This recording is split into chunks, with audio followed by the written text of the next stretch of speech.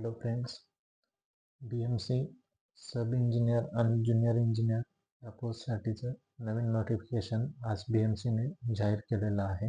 Okay, तर याच्यामध्ये BMCने काय सांगितलं आहे बघूया. ओके, नोटिफिकेशन असं आहे, क्रमांक 9/11/852 असं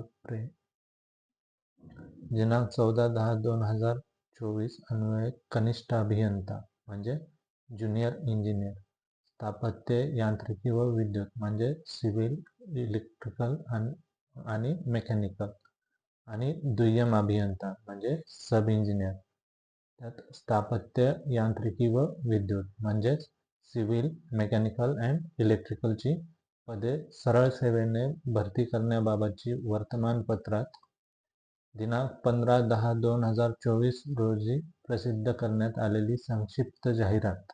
ओके, म्हणजे एक जाहिरात 15/10/2024 रोजी प्रसिद्ध केली होती आणि 26/11/2024 रोजी बृहन्मुंबई महानगरपालिकेच्या संकेतस्थळावर प्रसिद्ध करण्यात आलेल्या विस्तृत जाहिरातीच्या अनुषंगाने दिनांक 11/12/2024 रोजी माननीय उच्च न्यायालयाने दिलेल्या अंतरिम आदेशाच्या अधीन राहून सदर याचिकेच्या अंतिम निर्णयास सापेक्ष कनिष्ठ अभियंता स्थापत्य व कनिष्ठ अभियंता यांत्रिकी व विद्युत या पदांकरिता पदवीधारक उमेदवारांना ऑनलाईन अर्ज सादर करण्याची संधी देण्यात येत आहे.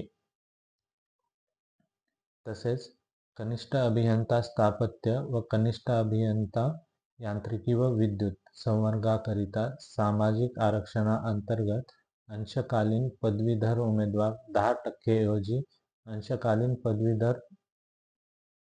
पदविकाधारक सुशिक्षित बेरोजगार 10% असे वाचण्यात यावे. ऑनलाईन अर्ज सादर करण्याचा कालावधी दिनांक 26/12/2024 पर्यंत वाढविण्यात येत आहे. ओके, तर BMCने बघा इथे क्लिअरली सांगितलेलं आहे की जे विद्यार्थी ज्यांनी 10th नंतर 11th 12th करून डिग्री केली आहे असे विद्यार्थी या ज्युनियर इंजिनियरच्या पोस्टसाठी इलिजिबल आहेत.